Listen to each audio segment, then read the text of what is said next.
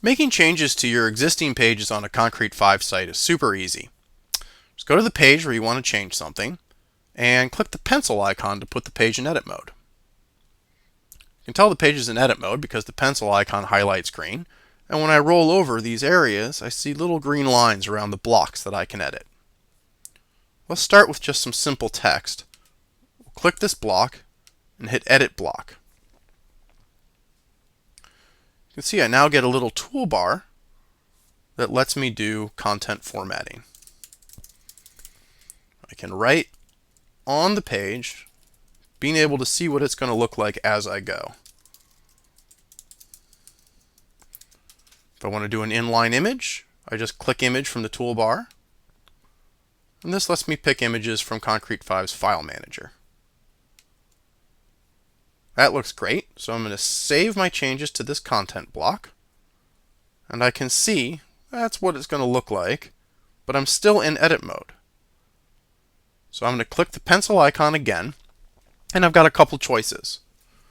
First, everything that you do with Concrete5 is tracked with versions, so I'm going to put a comment in to remind myself what I did. Next, I could just save these changes for me and other admins to preview when we come back to this page. The public won't see my changes, but any editors will. In this case, though, I'm going to go ahead and hit Publish to make my changes live. And that's it. I just updated my website right from the page when I had an idea. Super simple.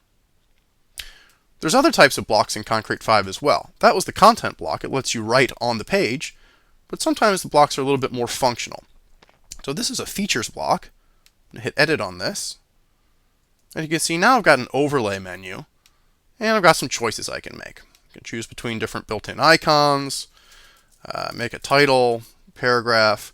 There's all sorts of blocks built into Concrete5, and there's a marketplace of more blocks as well.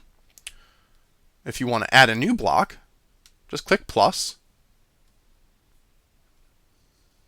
and you can drag the block to where you want it on the page. This is the form block, so it lets me add a form with some questions on it.